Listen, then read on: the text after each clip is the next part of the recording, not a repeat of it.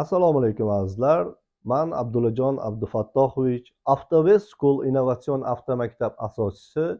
Bugun sizlarga yo'l belgilaridagi ogohlantiruvchi yo'l belgilari to'g'risidagi barcha testlarni tushuntirib o'taman.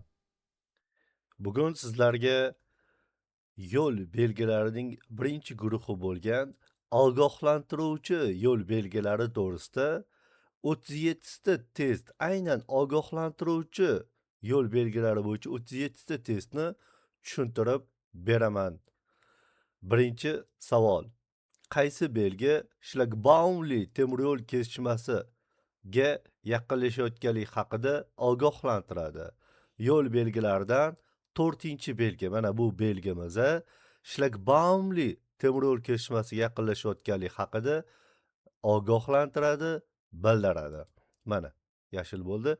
Endi bu birinchi belgimiz, to'g'risida ma'lumot beradigan bo'lsam, bu shlagbaumsiz temir yo'l kesishmasiga yaqinlashayotganlik haqida ogohlantiradi. Bu esa shlagbaum bilan jihozlanmagan bir izli temir yo'l kesishmasi haqida ogohlantiradi.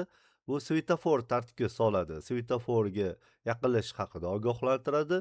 Bu esa tramvay yo'li bilan kesishuv haqida ogohlantiradi. Bizning savolimizda shlagbaumli temir yo'l kesishmasi deyilganda, gani uchun 4-chi belgi bo'ladi.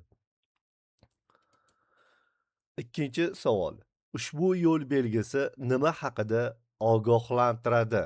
Ushbu belgimiz shlagbaum bilan jihozlanmagan bir izli temir yo'l kesishmasi borligidan ogohlantiradi, bildiradi.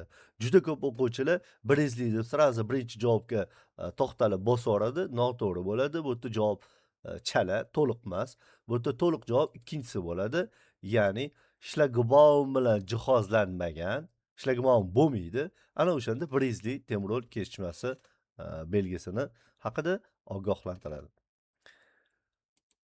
3-chi savolimiz: belgilardan qaysi biri bevosita yo'lning xavfli qismi oldida o'rnatiladi?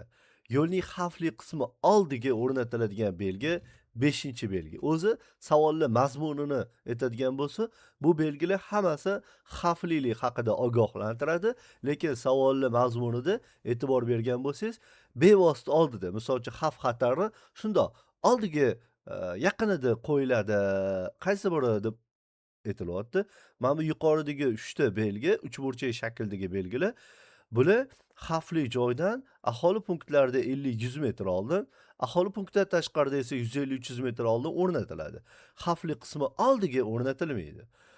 Bu esa temir yo'l kesishmasiga yaqinlashuv degan belgimiz, temir yo'l kesishmasiga 50 metr masofa qolganda, demak o'rnatiladi. Xavfli qismi bevosita oldiga o'rnatilmaydi.